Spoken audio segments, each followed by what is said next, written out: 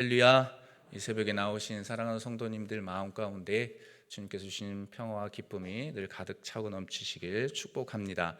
우리 이제 보교육자들 계속해서 데살로니가 전서의 말씀을 상고하고 있습니다. 그렇게 나누고 있는데요. 데살로니가 전서는 총 양분한다면 두 부분으로 좀 나눠 본다면 크게 1장에서 3장 그리고 4장에서 5장으로 크게 나눌 수가 있습니다.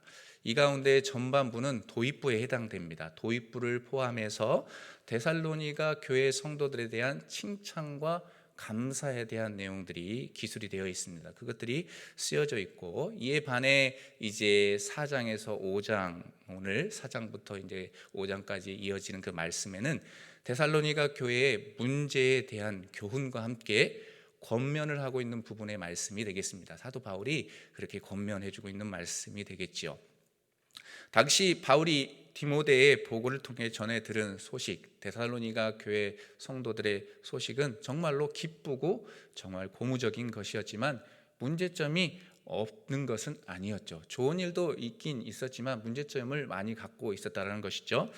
데살로니가 교회 성도들의 좋은 점은 무엇입니까? 그것은 그들이 환난 중에 믿음을 지켰다라는 것입니다. 환난 중에 믿음을 지켰고, 또 이 성경을 읽다 보면, 오늘 본문 말씀을 읽다 보면 서로 사랑하고, 또 그러면서도 그리스도의 재림을 기다리는 신앙을 지니고 있던 사람들이 바로 데살로니가 교회 성도들이었습니다. 그런 어떤 긍정적인 부분들이 분명히 있었습니다. 근데 문제는 뭐냐면 이런 긍정적인 부분에도 불구하고 부정적인 부분들이 되게 컸다라는 것이죠.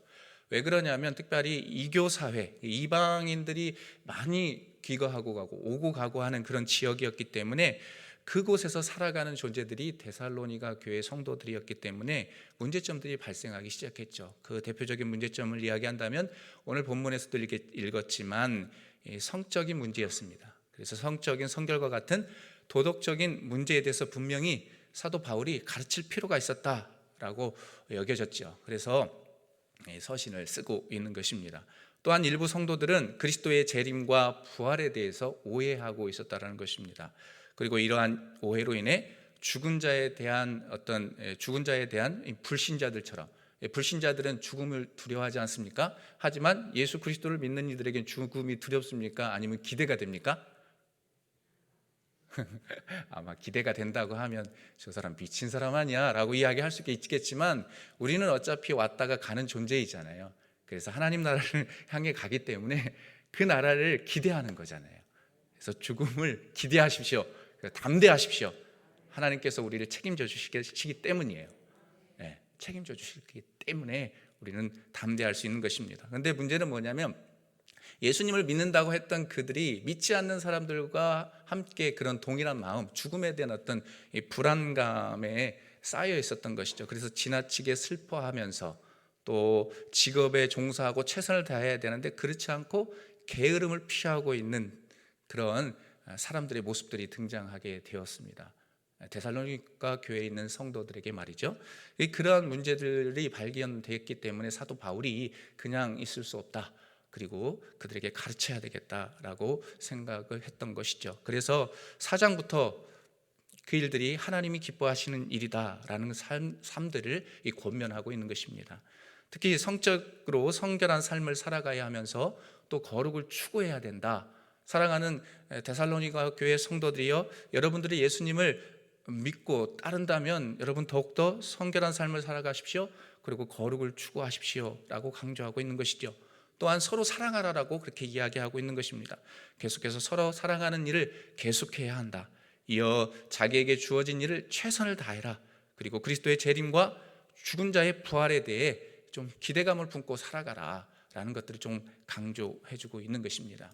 그래서 오늘 소위 이 본문의 이 18절밖에 되지 않는 이 짧은 절이지 않습니까? 이 말씀을 좀 세 부분으로 나누어서 주제를 딱 정한다고 하면 이렇게 정할 수가 있어요. 1절에서 8절까지는 부정을 경계해야 된다라는 내용으로 딱 압축할 수 있겠습니다. 그리고 9절과 12절 말씀을 쭉 읽어보면 감동이 되는 내용들이 사실은 오늘 본문에 되게 많이 등장하는데, 사랑하고 근면하라, 서로 사랑하고 근면하라, 최선을 다하면서 나에게 맡겨진 일들을 최선을 다해서 해라. 그것들은 가난하고 힘들고 연약한 이들을 위해서 해야 됨을 이야기하고 있는 것이죠. 9절에서 12절 그렇게 이야기하고, 그리고 13절에서 18절의 주제를 딱 정해 본다고 하면 재림에 대한 교훈이라고 할 수 있겠습니다. 재림에 대한 교훈, 그 세 부분으로 나누어질 수가 있는데요. 특별히 이 새벽에 바울이 이러한 이 말씀들을 주셨는데, 이러한 권면의 말씀을 통해서 우리가 정말 하나님을 기쁘시게 하는 삶을 살아가기 위해서 추구해야 할 신앙의 자세가 무엇이 있을까, 그 의미를 두 가지로 좀 살펴보려고 합니다. 우리가 하나님을 기쁘시게 하는 삶들을 살아내기를 원하시는 하나님의 마음이 오늘 본문 속에서 묻어나고 있기 때문에 그것들을 좀 상고하고자 합니다. 그렇다면 첫 번째는 무엇일까요? 하나님을 기쁘시게 하는 그 신앙의 모습들, 그것들을 추구하기 위해 가져야 할 우리의 신앙의 자세, 첫 번째는 무엇일까요? 첫 번째는 말씀을 배우고 행했다고 안주하지 말아라. 그리고 변화를 추구하라. 그러니까 핵심적인 포인트는 변화인 것입니다. 변화를 추구하는 것입니다. 함께 이 새벽에 한번 외쳐볼까요? 변화를 추구하라. 1절 말씀을 제가 현대인의 성경으로 봉독합니다. 형제 여러분, 우리는 여러분에게 하나님을 기쁘시게 하는 생활을 하라고 가르쳤는데 사실 여러분은 그렇게 살고 있습니다. 이제 마지막으로 우리가 주 예수님 안에서 여러분에게 권하고 부탁합니다. 앞으로도 여러분은 더욱 힘써 그렇게 살도록 하십시오. 아멘. 이 말씀은 바울이 데살로니가 교인들에게 하나님을 기쁘시게 하며 살아가기 원하는 마음과 이미 내용들을 가르쳤음을 알 수 있게 하는 말씀입니다. 또한 그들이 그것을 믿음으로 잘 받아들였습니다. 우리가 계속해서 목사님들을 통해서, 부목사님들을 통해서 들었던 것은 데살로니가 교회 지역에 사도 바울이 2차 전도 여행하는 가운데 길게 있지는 못했다라는 사실이죠. 3안식일 동안 말씀을 전했다고 하니까 3주를 있었을지 그 이상 있었을지 아무도 알 수 없습니다. 어쨌든 기간이 짧습니다. 너무 짧다라는 것이죠. 근데 그들이 믿음을 잘 흡수했습니다. 그리고 그 믿음을 받아들여 그대로 실천했던 사람들이 바로 데살로니가 교회 성도들이었음을 분명하게 증거해주고 있죠. 그러면서도 다시 강조하기를 앞으로도 더욱 그렇게 살아감으로 하나님을 기쁘시게 해라, 그렇게 말씀합니다. 그러니까 믿었다고 끝나지 말고 새롭게 변화를 추구하라는 것이죠. 그래서 오늘 제가 현대인의 성경으로 봉독해드렸는데 1절 하반절에도 보면은 앞으로도 여러분은 더욱 힘써 그렇게 살도록 하십시오. 앞으로도 여러분은 더욱 힘써 그렇게 살도록 하십시오 라고 선포하고 있습니다. 사도 바울은 데살로니가 교회 성도들이 정말로 하나님을 기쁘시게 할 수 있도록 더욱 힘써 행해야 함을, 또 그렇게 행하면서 살아가야 함을 거듭거듭 강조하고 있습니다. 다시 말해 말씀을 배우고 행했다 안주하지 말고, 아니 우리가 예수님을 처음 만났던 그 뜨거운 그 감정과 믿음 그 소유하고 그냥 그 자리에만 안주하지 말고 변화를 추구하라는 것입니다. 데살로니가 교인들에게도 그렇게 이야기하고 있는 것입니다. 잘 받아들였다면 그 한 단계 더 진보를 이루어 나가야 함을 말씀하죠. 그리고 주님과 함께 더 깊은 영적인 교제를 해야 함을 강조해 주는 말씀입니다. 사랑하는 여러분, 일반적으로 사람들은 조그만 성과에도 어떻습니까? 한복하면서 자신의 능력의 탁월함에 대해서 만족하는 경향이 있습니다. 그래서 어떻습니까? 열심히 하다 보면 이 정도면 됐어, 이 정도면 충분해, 이 정도면 정말 좋은 결과가 나올 수 있을 것 같아 라고 하면서 발전을 위한 더 이상의 노력을 또 시도를 하지 않는 것을 봅니다. 예를 들어서 한번 표현해 볼까요? 여러분, 운동선수는 운동을 하루라도 끊으면 될까요? 안 될까요? 안 돼요. 근육이 굳어버리니까요. 어찌됐든 시합을 앞둔 운동선수가 얼마 동안 고된 훈련을 마친 뒤에 이제 아직도 더 남았어요. 일단은 경기를 하려고 하면 더 기간이 남았는데 이 정도면 됐어, 나 이 정도면 충분히 1등 할 수 있어 라고 하면서 더 이상의 노력을 기울이지 않는다면 어떻게 되겠습니까? 물론 신체적인 구조와 탁월한 능력을 가지고 있다라면 한 번 정도는 어떻습니까? 운 좋게 1등을 할 수 있습니다. 그런데 그것이 지속적일까요? 지속적이지 않을 것이라고 봅니다. 언젠가는 그 불성실함의 대가가 드러날 때가 있다라는 사실이죠. 따라서 어떻습니까? 운동선수는 그 운동선수로서의 생명이 끝나는 날까지 최선을 다해야 합니다. 그러니까 제가 야구 좋아하거든요. 여러분들 야구 좋아하십니까? 네, 제가 야구를 좋아해요. 그래서 여기서 아멘 하시면 안 되고, 메이저리그의 요기베라 선수, 역사적 인물 가운데 좀 유명한 요기베라 선수가 했던 말이 있습니다. 뜬금없는 이야기지만 이 선수가 했던 이야기가 있어요. 야구는 끝날 때까지 뭐 한 것이 아니다? 끝난 것이 아니다. 그러니까 그만큼 최선을 다하라는 것입니다. 좀 오늘 말씀과 좀 핀트가 어긋날 수 있지만 어쨌든 운동선수는 끝까지 최선을 다해야 하는 것이죠. 어찌됐든 간에 결과가 어떻게 올지는 알 수 없지만 최선을 다하는 그런 과정들이 있어야 한다는 것입니다. 이와 같이 우리의 신앙의 경주도 마찬가지입니다. 사도 바울이 그렇게 이야기들을 하잖아요. 우리가 성경을 많이 봐서 하는데 우리 신앙의 경주도 마찬가지입니다. 우리들도 신앙을 잃지 않기 위해서 무단한 노력을 해야 하는 것이죠. 새벽 제단을 쌓고 금요 성령 집회를 오고 셀 모임을 참석하고 기타 등등 여러분들만의 큐티 생활들을 하고 좀 무단한 노력들을 분명히 할 것입니다. 그래서 우리의 신앙이 정체되어 있으면 안 되는 것이죠. 혹여나 우리 신앙의 그런 삶들을 게을리해서 신앙이 정체되어 있다면 이 새벽에 한번 다시금 하나님 앞에 선포하십시오. 하나님, 게을렀던 나의 신앙을 하나님, 사도 바울이 자신의 복음을 전할 때 자신을 쳐가면서 복종시켰다라고 이야기하는데 그랬던 것처럼 우리들도 내 몸을 쳐가며 복종시켜가며 하나님 앞에 신실하게 서 있겠습니다. 그리고 주님을 바라보면서 경건되게 더 진보된 신앙, 변화된 신앙으로 살아가겠습니다라고 결단하십시오. 그러면 하나님께서 분명 그러한 삶들을 살아내게 하실 줄 믿습니다. 그리스도의 장성한 분량한 데까지, 그때까지 충만한 데까지 이르게 하는 하나님의 역사가 임하게 될 줄 믿습니다. 그러하기 위해서 할 수 있는 것은 무엇을 추구하라? 두 자로 변화. 오늘 핵심 포인트, 첫 번째 핵심은 변화입니다. 변화를 항상 추구하십시오. 변화를 두려워하지 마십시오. 변화를 추구하시고 늘 새롭게 거듭나서 하나님을 바라보는 거룩한 하나님의 백성들이 될 때 하나님이 기뻐하시고 또 기뻐함을 통해 우리의 삶을 선하게 이끌어 가실 줄 믿습니다. 자, 두 번째로 우리가 하나님을 기쁘시게 하기 위해서 추구해야 할 신앙의 자세, 두 번째는 삶의 자리에서 거룩을 추구하라입니다. 오늘 두 번째 핵심 포인트는 거룩입니다. 한번 따라해 볼까요? 거룩을 추구하라. 거룩을 추구하라는 말씀입니다. 3절과 7절 말씀 함께 보시겠습니다. 3절과 7절 말씀입니다. 하나님의 뜻은 이것이니 너희의 거룩함이라 곧 음란을 버리고. 7절입니다. 하나님이 우리를 부르심은 부정하게 하심이 아니요 거룩하게 하심이니. 아멘. 하나님의 뜻이 거룩함이다 말씀합니다. 우리 삶의 최고의 목표는 하나님의 뜻대로 살아가는 것인데 그 뜻이란 우리가 거룩하여지는 것이라 그렇게 말씀합니다. 아주 유명한 말씀이잖아요. 아마 암송하는 말씀들일 거예요. 여기에서 사용되는 이 거룩이라는 표현은 하나의 과정으로 나타내는 말입니다. 즉 옛사람의 모습들은 사라지고 새로운 피조물로 변화되어 가는 그런 이 과정, 거룩한 삶으로의 필수적인 과정을 이야기합니다.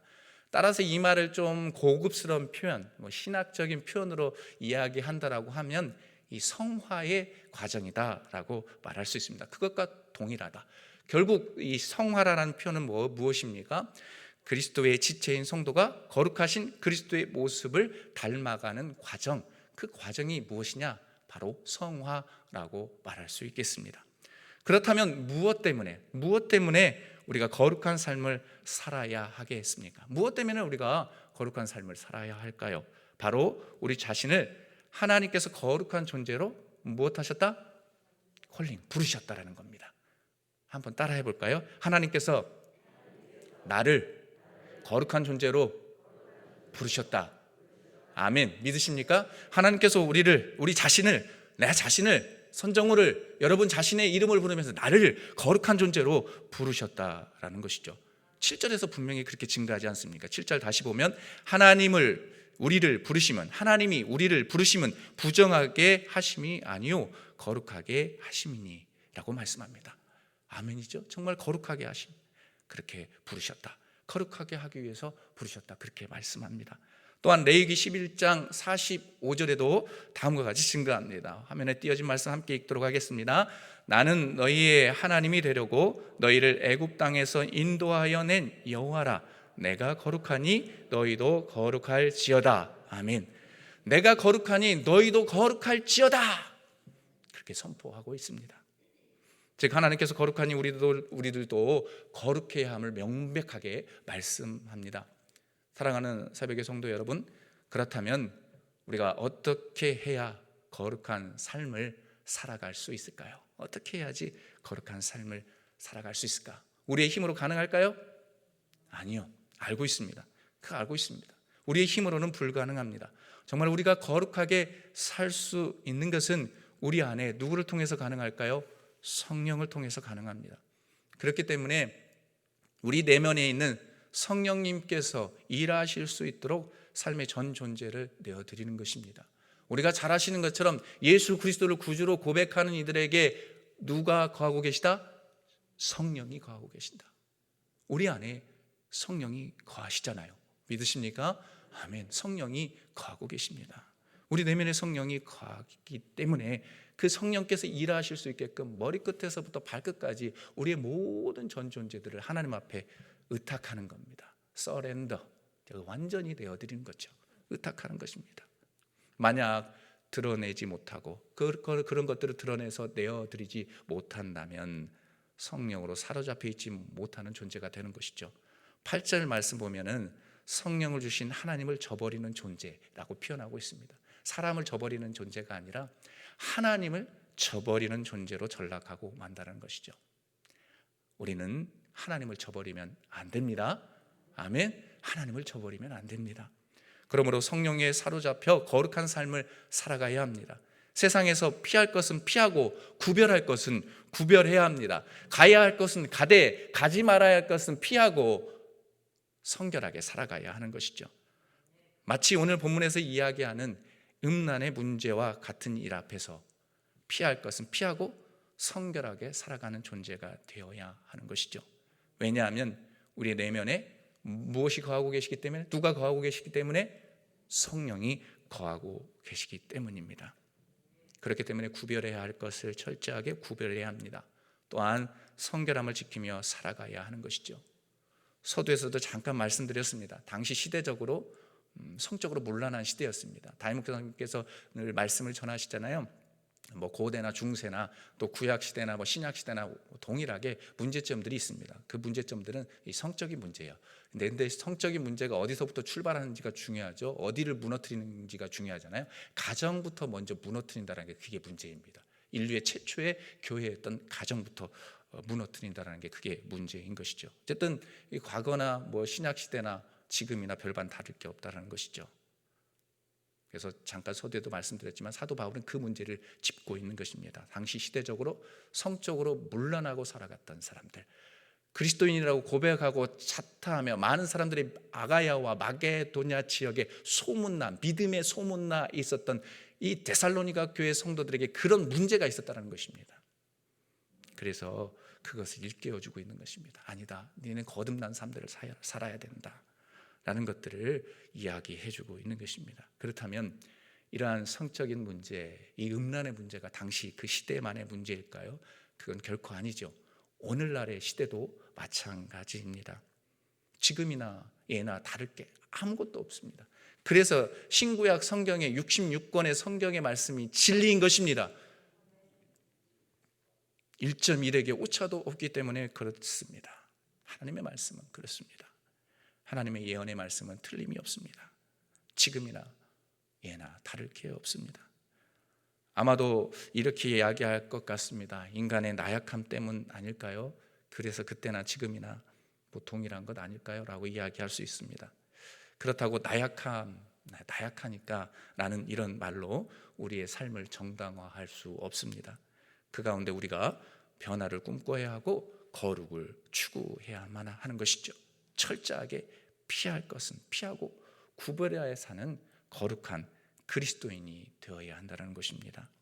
그래야 세상 속에서 거룩한 삶을 살아가면서 많은 이들을 옳은 대로 돌아오게 하는 일에 앞장서는 거룩한 존재가 되지 않겠습니까?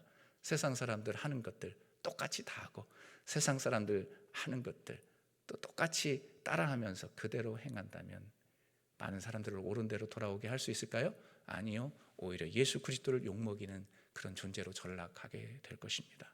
그렇기 때문에 철저하게 거룩을 추구하십시오.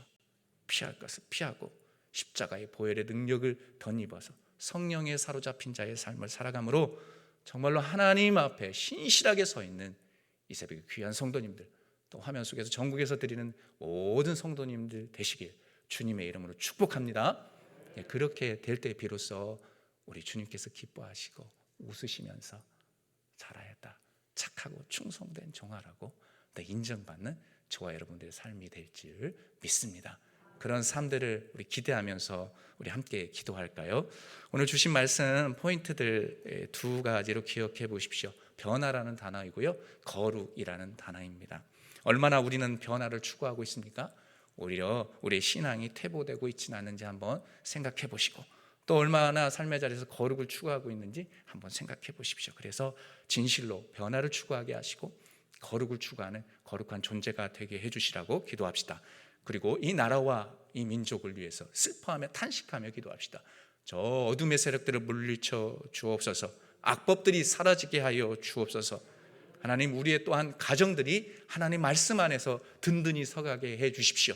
가정이 서갈 때 교회가 살고 이 나라가 사는 그런 역사가 임하게 해주시라고 이 시간 주여 한번 외치고 기도합니다. 주여! 하나님 아버지, 은혜를 감사합니다. 오늘 말씀 가운데 하나님 여러 가지 말씀들 두서없이 전했지만 하나님 기억하길 원하는 것은 우리가 변화를 추구하는 것입니다. 또 삶의 자리에서 거룩을 추구하는 것입니다. 그런데 이러한 변화와 추구는 우리의 힘으로 할 수 없습니다. 성령, 우리 안에 내재해 계시는 그 성령 하나님을 통해서 가능한 것입니다. 하나님 아버지, 그 성령 하나님의 도우심을 구합니다. 성령이여 이 새벽에 역사하여 주옵소서. 그래서 우리가 예배드리고 있고 이 정말로 새벽 시간에 이 미명 시간에 하나님 앞에 부르짖고 있고 말씀을 사모하며 묵묵히 주님을 바라보고 있는 것 아니겠습니까? 하나님 아버지 도와주십시오. 성령이여 도와주옵소서. 우리가 하나님의 말씀을 품고 행했다 안주하지 말게 하여 주옵소서. 더욱더 하나님의 나라에 그 가는 그날까지 한 걸음 한 걸음 믿음의 진보가 있게 하여 주옵소서. 신앙의 성숙이 있게 하여 주옵소서. 안주하지 말고 하나님 변화를 추구하는 우리가 되게 하여 주시기를 하나님 아버지여 간구하오니 역사하여 주옵소서. 하나님 거룩하게 하여 주옵소서. 어두워져가는 이 세상 가운데 하나님 더욱더 우리가 성결하게 살아가게 하여 주옵소서. 거룩하게 살아가게 하여 주옵소서. 이 나라와 이 민족, 저 어둠의 권세들, 정말로 포괄적 차별금지법의 그 악법들이 사라지게 하시고 어둠의 권세들이 사라지는 이 대한민국 땅 되게 하여 주셔서 정말로 복음의 이 전초기제가 되어서 땅끝까지 복음을 전하는 정말로 하나님이 귀하게 쓰는 이 나라로 세워주시기를 원합니다. 하나님 이 나라 민족의 모든 가정들을 회복시켜 주시되 가정의 상처와 아픔 고통 있는 가정마다 하나님 회복시켜주는 역사가 있게 하여 주시옵소서. 하나님이여 우리의 가정을 회복시켜 주셔야겠습니다. 우리의 아픔과 눈물 가운데 탄식하는 가정들이 있사오니 주여 붙잡아 주시고 선하고 의로운 길로 인도하여 주옵소서. 오 하나님 그렇게 인도해 주시기를 원합니다. 성령이여 역사하여 주옵소서. 주님 이끌어 주옵소서. 주님 존귀하신 하나님 아버지, 오늘 그렇게 긴 말씀은 아닌 것 같습니다. 데살로니가전서 4장 1절에서 18절 9절이 한 절 한 절 다 모두 다 은혜로운 말씀입니다.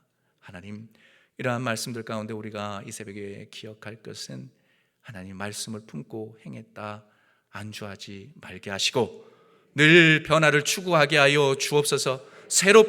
더 새롭게 주님을 바라보며 한 걸음 한 걸음 성숙해 나아갈 수 있는 우리가 되게 해 주옵소서. 또한 하나님 아버지 삶의 자리에서 거룩을 추구하길 원합니다. 세상 사람들이 많이 퇴폐하고 타락해져가는 이 세상 속에서 그리스도인들이 세상의 소금과 빛의 역할들을 감당케 하여 주옵소서. 우리를 빛이라 소금이라 그렇게 명명하셨습니다. 그러한 사명들을 잘 감당할 수 있는 거룩한 존재로 하나님 들어서 주옵소서. 그래서 정말로 이 땅이 존귀한 하나님의 땅, 하나님이 원하시는 나라 되게 하여 주옵소서. 그런데 하나님 고백하기는 이러한 삶들 우리의 능력으로 살아갈 수 없습니다. 하나님 성령께서 도와주셔야 하겠습니다. 그래서 성령의 충만한 가운데 늘 젖어 살게 하여 주옵소서. 성령과 동행하는 삶들을 살아내서 하나님 앞에 존귀하게 모두 다 쓰임받는 거룩한 하나님의 백성 되기를 원하옵고 우리 주 예수 그리스도의 이름으로 기도하옵나이다. 아멘. 주여 주여 주여. 오 하나님 아버지, 이 땅의 하나님, 성결한 나라가 되게 하여 주옵소서. 거룩한 하나님의 나라가 되게 하여 주옵소서. 질병과 고통과 아픔 가운데 있는 많은 백성들 신음소리에 하나님 귀 기울여 주옵소서. 주님, 악법들이 사라지게 하여 주시고 하나님 아버지의 성을 통한 마귀의 이 공격에 맞세워 정말로 늘 영적으로 깨어있는 우리가 되게 해 주옵소서. 성령이여 그렇게 이끌어 주십시오. 성령이여 우리의 삶을 그렇게 인도하여 주옵소서. 나의 힘으로 나의 능력으로 할 수 있는 것 아무도 없습니다. 아무것도 없습니다. 주님이 도와주시지 아니하면 그렇게 살아낼 수 없는 것입니다. 주님 도와주십시오. 성령 하나님 도와주십시오. 이 땅이 거룩한 하나님의 땅이 되게 하여 주옵소서.